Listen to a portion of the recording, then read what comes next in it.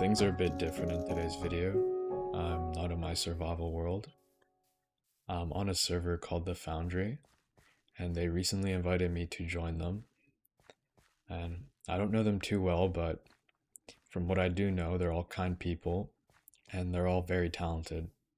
So I thought about it for a while, and I decided that this is kind of perfect to play alongside my survival world. So on this server, I'll kind of be able to explore an endless amount of styles, and obviously on my survival world I kind of want to follow a certain style, so this is kind of just perfect.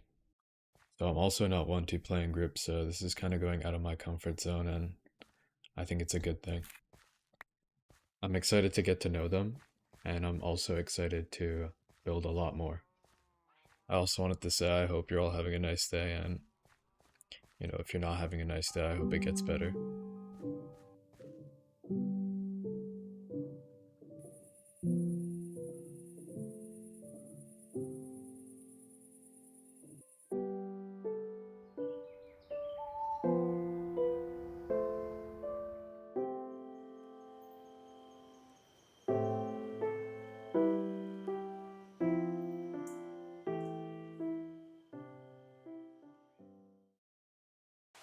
Alright, so I've already got a build in mind, and I've been collecting materials for it.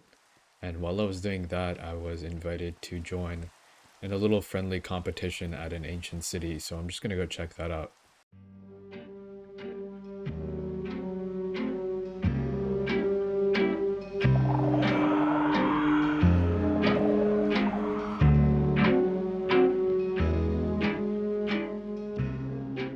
So, we all are here for the Ancient City Naked Challenge.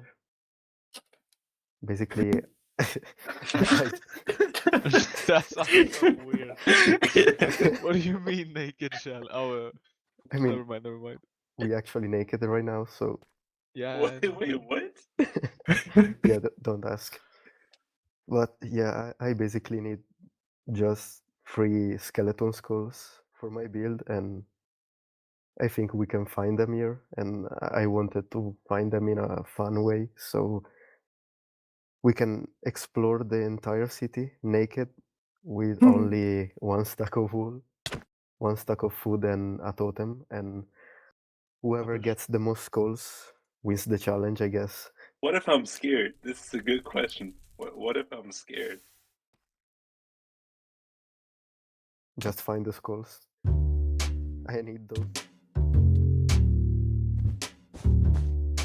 It's dark as hell in here.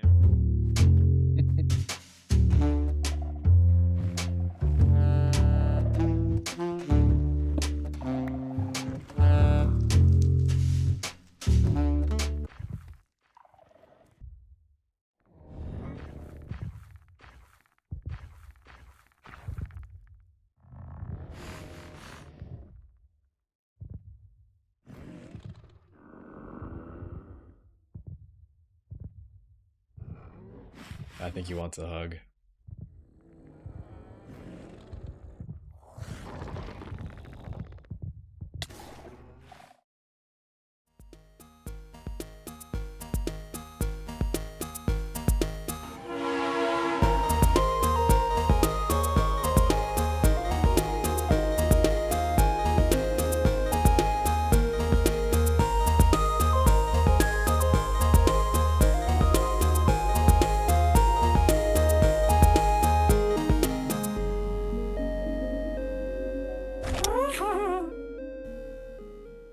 Alright, so I was looking around a bit and I found a nice little spot to place my build. I already collected all my materials, and it's a lot. I don't want to bore you guys with that, but yeah, it's a pretty big build. Gotta take down some of these mountains and trees, and then I'll start building.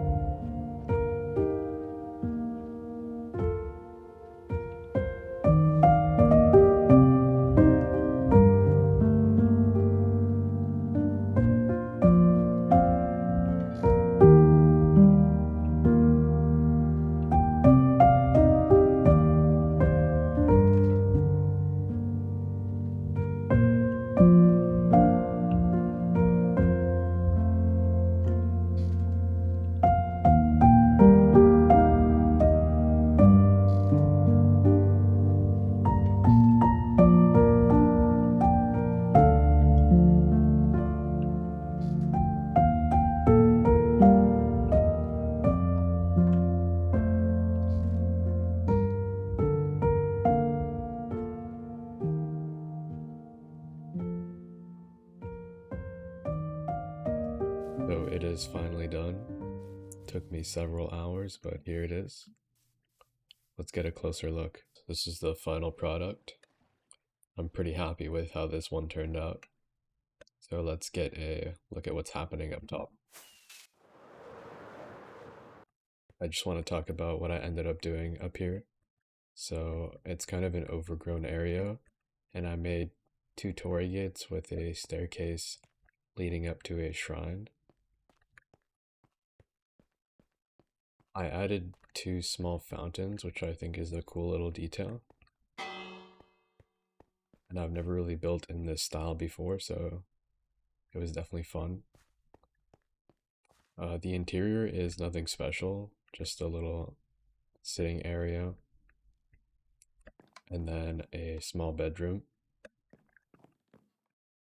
I just wanted to touch on the roof a bit. You know, it doesn't look like a normal roof, and I tried to make it look like it's either being broken off or blown away. I think it adds some movement and, you know, it gives it some character. Okay, so that's about it. This was a pretty fun project. I've never really built in this style, like I said before, so it was a bit challenging, but I also enjoyed myself. I'm more so happy about how the mountain came out more than the tree and the house, but that's fine. Oh, hey, what's up? What's up, bro? Dude, this is a sick mountain. Oh, How'd you make thanks. that? How'd I make it? Yeah, What, you want to know? I do want to know. Okay.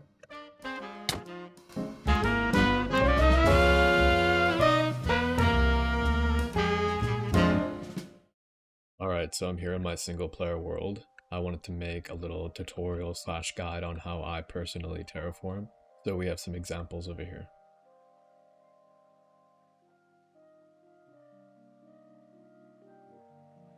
I also wanted to say by no means are my mountains the best. I just want to kind of give a guide on how I make them. All you'll need is the Axiom mod.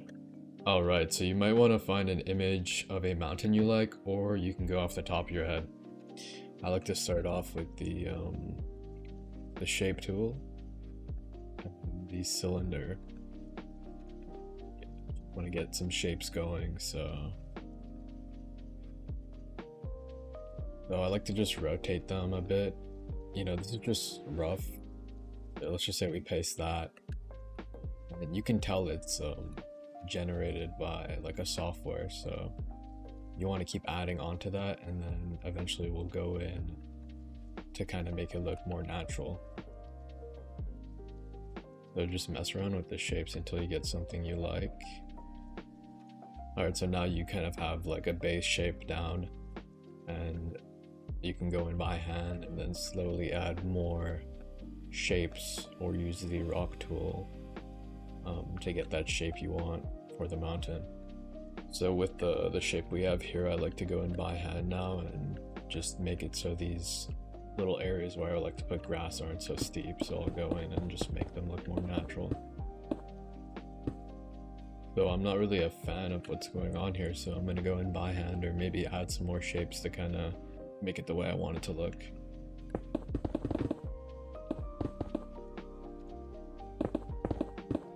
So I'm thinking something's missing over here, so I'll add another little shape.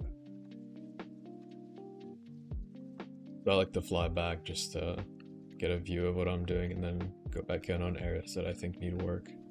So I think I need to fix this spot over here. Alright, so I had a little bit of fun. I mined in some areas to give it more depth.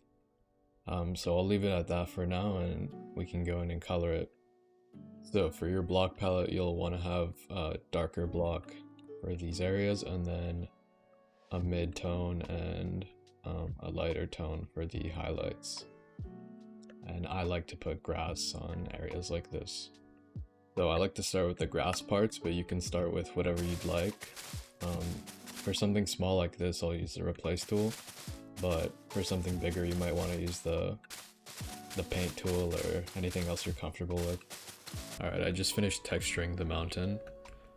I know it's a tutorial and I should be showing my process of coloring it.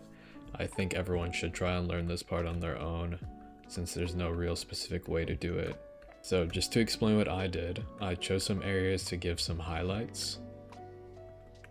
I used my lighter blocks for that, and I like to put some acacia in different spots to kind of give it some texture. Same goes for the mossy cobblestone and tuff.